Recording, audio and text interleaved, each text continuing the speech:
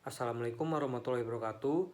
Perkenalkan, nama saya Aryo Saputra dengan NIM 2251503071111012. Di sini saya akan menjawab dan menjelaskan pertanyaan assignment 1, yaitu tentang UU PDP disahkan pada 20 September tahun 2022 menjadi tonggak penting perlindungan data pribadi di Indonesia untuk tugas mata kuliah pengantar keamanan informasi. Yang pertama, saya akan meringkas 5 pasal utama dalam UU PDP yang berkaitan dengan pemrosesan dan perlindungan data pribadi.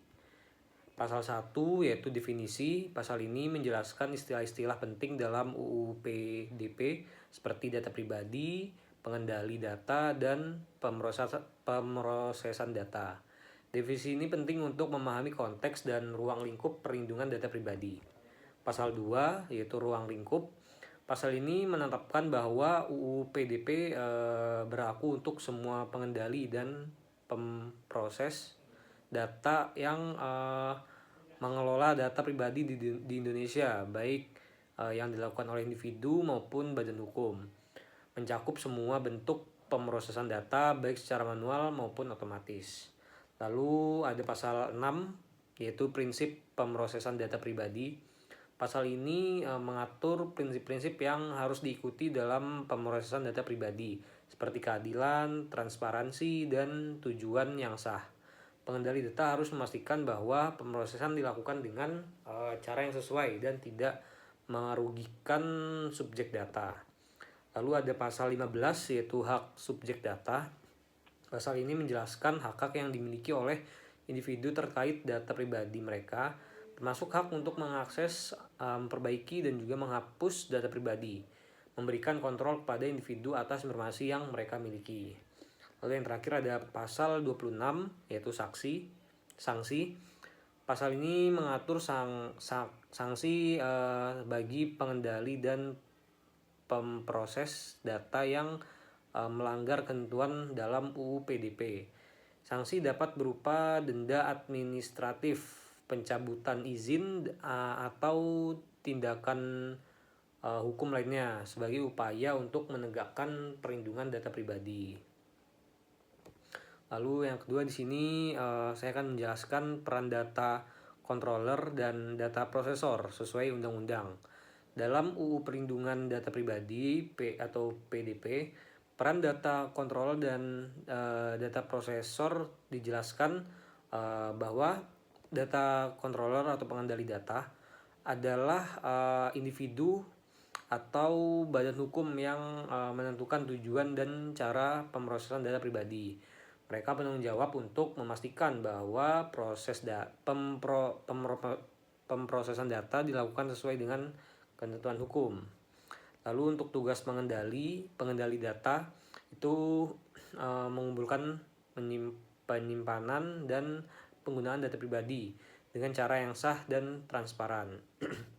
Mereka juga memberikan informasi kepada subjek data tentang bagaimana data mereka akan diproses.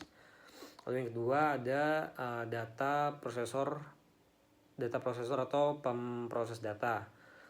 Nah, itu adalah individu atau badan hukum yang memproses data pribadi atas nama pengendali data. Mereka tidak memiliki kontrol atas tujuan pemrosesan, tapi harus mengikuti instruksi yang diberikan oleh pengendali data. Lalu pemrosesan data bertanggung jawab untuk menjaga keamanan yang mereka proses dan harus melaporkan kepada pengendali data jika terjadi pelanggaran data. Nah, kedua peran ini penting dalam memastikan bahwa data pribadi dikelola dengan baik dan sesuai dengan prinsip-prinsip perlindungan data yang diatur dalam UU PDP. Nah, lalu di sini saya akan membuat studi kasus kecil bagaimana penerapan UU PDP jika saya adalah pengelola sistem informasi akademik universitas. Nah, di sini studi kasusnya adalah pengelola sistem informasi akademik universitas dengan latar belakang sebagai pengelola sistem informasi akademik. Saya bertanggung jawab untuk mengelola data pribadi mahasiswa, dosen, dan juga staf. Data ini mencakup nama, alamat, nomor telepon, dan informasi akademik. Lalu ada penerapan UU PDP-nya. Yang pertama ada identifikasi data pribadi. Saya harus mengidentifikasi jenis data pribadi yang akan dikumpulkan dan diproses, serta memastikan bahwa data tersebut relevan dan tidak berlebihan. Nah, yang kedua ada tujuan pemrosesan. Saya menentukan tujuan pemrosesan data seperti untuk administrasi akademik, pengelolaan nilai, dan komunikasi dengan mahasiswa. Dan juga pastikan tujuan ini tuh sah dan jelas. Lalu yang ketiga ada persetujuan subjek data. Sebelum mengumpulkan data, saya harus mendapatkan persetujuan dari mahasiswa dan staf. Bisa dilakukan melalui formulir pendaftaran yang menjelaskan bagaimana data mereka akan digunakan. Lalu yang keempat ada hak subjek. Nah, berikan informasi kepada mahasiswa tentang hak mereka, seperti hak untuk mengakses, memperbaiki, atau menghapus data pribadi mereka. Sediakan juga saluran untuk mereka mengajukan permohonan terkait hak ini. Lalu yang kelima ada keamanan data. Nah, implementasi langkah-langkah keamanan yang memadai untuk melindungi data pribadi dari akses yang tidak sah, seperti enkripsi data, dan kontrol akses yang ketat. Lalu yang terakhir, yang keenam ini pelaporan pelanggaran. Saya menyiapkan prosedur untuk melaporkan pelanggaran data kepada pihak berwenang dan memberitahu subjek data jika mereka terancam. Nah, dengan menerapkan langkah-langkah tersebut, saya dapat memastikan bahwa sistem informasi akademik di universitas mematuhi UU PDP dan melindungi data pribadi semua pihak yang terlibat. Lalu kita lanjut ke assignment 2. Di sini saya akan menjawab dan menjelaskan pertanyaan tentang analisis keamanan dan etika kasus pengumpulan iris oleh World ID. Yang pertama ada ringkasan kasus. Di sini saya akan menjelaskan secara singkat apa itu World ID dan juga World Coin. World ID adalah bagian dari proyek WorldCoin yang bertujuan untuk menciptakan identitas digital global yang aman dan terdesentralisasi.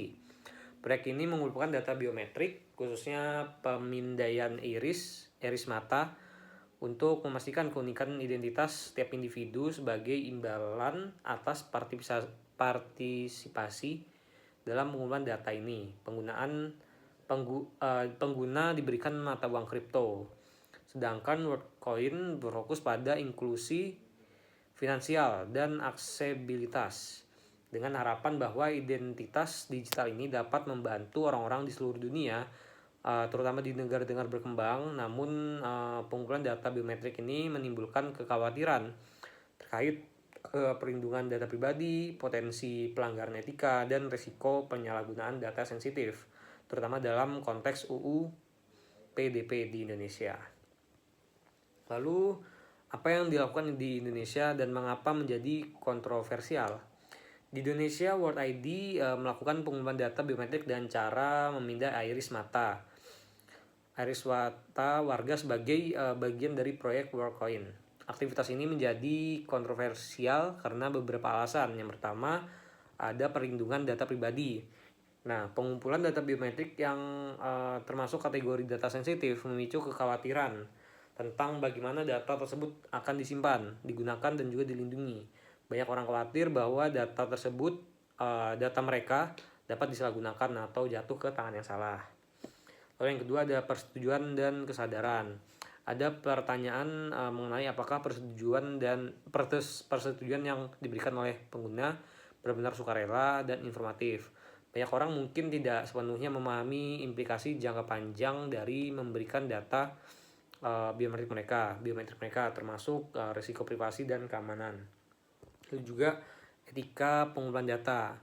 Aktivitas ini menimbulkan perdebatan tentang etika dalam pengumpulan data, terutama ketika imbalan berupa mata uang kripto dapat mempengaruhi keputusan individu untuk memberikan data sensitif mereka. Yang keempat ada regulasi dan kepatuhan. Dengan adanya UU Perlindungan Data Pribadi di Indonesia, ada kekhawatiran bahwa proyek ini mungkin tidak sepenuhnya memenuhi ketentuan hukum yang ada, yang mengatur pengumpulan dan pemrosesan data pribadi. Kontroversi ini menciptakan diskusi yang lebih luas tentang perlunya regulasi yang lebih ketat dan kesadaran masyarakat mengenai perlindungan data pribadi. Lalu yang kedua di sini ada tentang analisis keamanan informasi dan apa saja risiko keamanan dari pengumpulan data iris atau biometrik. Nah, pengumpulan data iris biometrics ini memiliki beberapa risiko keamanan yang perlu diperhatikan. Antara lain ada penyalahgunaan data.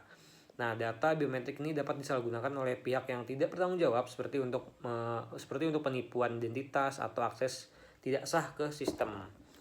Dan yang kedua ada pelanggaran privasi. Pengumpulan dan penyimpanan data iris dapat mengancam privasi individu, terutama jika data tersebut diakses tanpa izin atau digunakan untuk tujuan yang tidak transparan. Lalu yang ketiga ada keamanan penyimpanan. Jika data biometrik tidak disimpan dengan aman, akan ada resiko kebocoran data. Serangan cyber dapat mengakibatkan data iris dicuri atau digunakan secara ilegal. Nah, lalu yang keempat ada ketidakmampuan untuk mengubah data. Berbeda dengan kata sandi atau informasi pribadi lainnya, data biometrik seperti iris tidak dapat diubah. Jika data tersebut bocor, individu tidak dapat menggantinya sehingga risiko jangka panjangnya meningkat. Lalu yang kelima, keterbatasan teknologi. Sistem pemindai iris dapat memiliki kelemahan teknis yang dapat dieksploitasi oleh penyerang, seperti pemindaian palsu atau manipulasi data. Nah, memahami resiko ini penting untuk memastikan bahwa langkah-langkah perlindungan yang tepat diterapkan dalam pengumpulan dan pemrosesan data biometrik. Nah, apa potensi penyalahgunaan data tersebut? Nah, potensi penyalahgunaan data biometrik seperti pemindaian iris dapat mencakup beberapa hal sebagai berikut. Yang pertama ada penipuan identitas. Data iris sering dicuri, dapat digunakan untuk menciptakan identitas palsu, memungkinkan penyerang untuk melakukan penipuan atau aktivitas ilegal lainnya. Nah, yang kedua ada akses tidak sah. Pihak yang tidak berwenang dapat menggunakan data biometrik untuk mendapatkan akses ke sistem atau layanan yang dilindungi, seperti akun bank atau informasi pribadi. Nah, yang ketiga ada pengawasan dan pelacakan.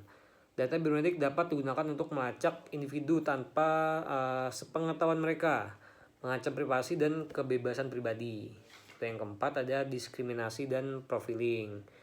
Penyalahgunaan data biometrik dapat menyebabkan diskriminasi di mana individu tertentu mungkin diperlakukan berbeda berdasarkan data yang dikumpulkan seperti ras atau status sosial. Yang kelima ada perdagangan data.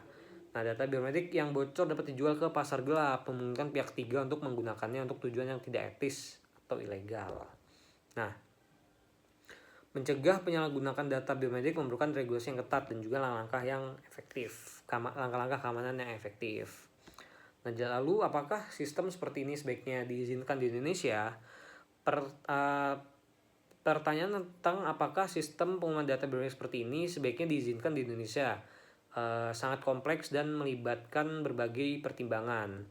Nah, beberapa poin yang perlu dipertimbangkan yaitu ada PDP, lalu juga kesadaran masyarakat, manfaat dan juga resikonya, lalu kepatuhan etika dan juga infrastruktur keamanan. Nah, keputusan untuk mengizinkan sistem seperti ini harus melibatkan diskusi yang luas antara pemerintah, masyarakat dan juga pemangku kepentingan yang lain. Nah, lalu kita lanjutkan yang ketiga, analisis etika dan hukum. Apakah persetujuan pengguna dianggap sah jika didorong oleh imbalan uang atau kripto? Persetujuan pengguna yang didorong oleh imbalan uang atau kripto itu bisa dipertanyakan keabsahannya. Jika imbalan tersebut cukup besar, pengguna mungkin merasa terpaksa untuk setuju tanpa mempertimbangkan risiko dan implikasi jangka panjang dari pengumuman data biometrik. Selain itu, penting bahwa pengguna diberikan informasi yang jelas dan juga lengkap tentang penggunaan data mereka. Jika tidak, persetujuan tersebut dianggap tidak sah. Dari sudut pandang etika, memberikan imbalan untuk persetujuan yang juga dianggap tidak etis, terutama jika itu mempengaruhi keputusan individu untuk memberikan data sensitif. Lalu bagaimana kasus ini jika ditinjau dari pasal-pasal dalam UU PDP? Nah, kasus pengumpulan data biometrik oleh World ID dapat ditinjau dari beberapa pasal dalam UU Perlindungan Data Pribadi.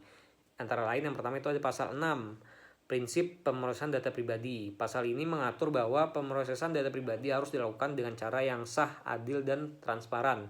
Dalam konteks ini, jika pengguna tidak diberikan informasi yang jelas tentang bagaimana data biometrik mereka akan digunakan, mereka maka pemrosesan tersebut dianggap melanggar prinsip-prinsip ini. Lalu ada pasal 15, hak subjek data. Pasal ini menjelaskan hak-hak individu terkait data pribadi mereka, termasuk hak untuk mengakses, memperbaiki, dan juga menghapus data.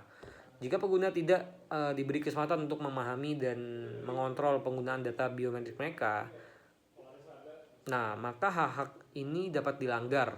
Melalui pasal-pasal ini itu juga kita dapat melihat bahwa pengumpulan data biometrik harus dilakukan dengan memperhatikan hak dan perlindungan individu, serta memastikan juga bahwa prosesnya sesuai dengan prinsip-prinsip yang diatur oleh di dalam UU PDP. Nah, lalu apakah praktik World ID termasuk pelanggaran prinsip transparansi dan keadilan? Nah, praktik World ID dapat dianggap melanggar prinsip transparansi dan keadilan jika pengguna tidak diberikan informasi yang jelas dan juga lengkap tentang bagaimana data biometrik mereka akan digunakan. Jika imbalan yang ditawarkan mengaburkan pemahaman pengguna tentang risiko yang terlibat, maka ini juga menciptakan ketidakadilan dalam proses pengambilan keputusan. Lalu juga dengan demikian, jika praktik pengumpulan data biometrik oleh World ID tidak memenuhi kriteria ini, maka dapat dianggap melanggar prinsip transparansi dan juga keadilan yang diatur oleh UU PDP. Karena prinsip transparansi mengharuskan bahwa individu diberitahu tentang tujuan pemesan data, cara menyimpan, dan potensi penggunaan data mereka. Jika tidak ya disampaikan dengan baik, maka pengguna tidak dapat menggunakan keputusan yang terinformasi. Lalu untuk opini dan rekomendasi, apakah Indonesia harus melarang praktik pengumpulan data biometrik oleh entitas asing? Melarang praktik pengumpulan biometrik oleh entitas asing di Indonesia bisa menjadi langkah yang perlu dipertimbangkan, terutama untuk melindungi privasi dan juga keamanan pribadi warga negara. Nah, beberapa alasan yang mendukung larangan tersebut adalah ada perlindungan data pribadi, resiko penyalahgunaan, dan juga kemandirian digital. Nah, namun keputusan ini juga harus mempertimbangkan potensi manfaat dari teknologi biometrik dan bagaimana regulasi yang ketat dapat diterapkan untuk memastikan praktik yang aman dan etis digunakan dalam namun keputusan itu harus dipertimbangkan potensi manfaat dari teknologi biometrik dan bagaimana regulasi yang ketat dapat diterapkan untuk memastikan praktik yang aman dan etis. Diskusi yang lebih luas dengan pemerintah, masyarakat, dan pemangku kepentingan yang lain itu juga sangat penting dalam pengambilan keputusan ini. Nah, lalu yang terakhir ada rekomendasi apa yang saya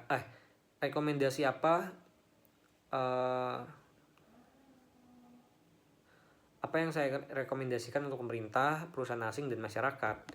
Nah, untuk pemerintah, yang pertama itu ada regulasi yang ketat, mengembangkan dan menerapkan regulasi yang jelas dan ketat mengenai pengumpulan dan perusahaan data, termasuk persyaratan untuk transparansi dan persetujuan yang sah. Lalu yang kedua ada edukasi masyarakat, melakukan kampanye edukasi untuk meningkatkan kesadaran masyarakat tentang hak-hak mereka terkait data pribadi dan risiko yang terkait dengan pengumpulan data biometrik. Yang ketiga ada pengawasan dan penegasan hukum, meningkatkan pengawasan dan penegak hukum terhadap pelanggaran perlindungan data pribadi, termasuk sanksi bagi entitas yang tidak mematuhi regulasi.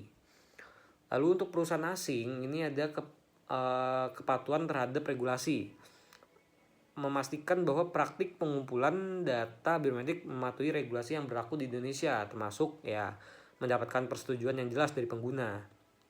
Lalu ada transparansi juga dan juga keamanan data. Lalu untuk masyarakat sendiri itu butuh peningkatan kesadaran tentang pentingnya perlindungan data pribadi. Lalu yang kedua ada kritis terhadap imbalan. Bersikap kritis terhadap imbalan yang ditawarkan itu juga memberikan data biometrik dan mempertimbangkan implikasi jangka panjang dari keputusan tersebut.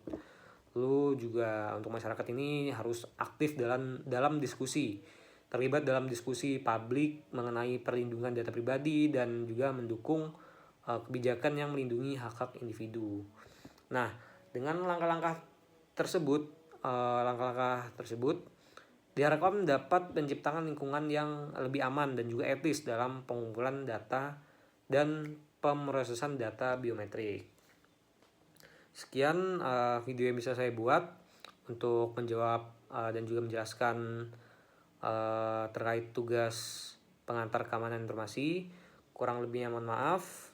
Wassalamualaikum warahmatullahi wabarakatuh.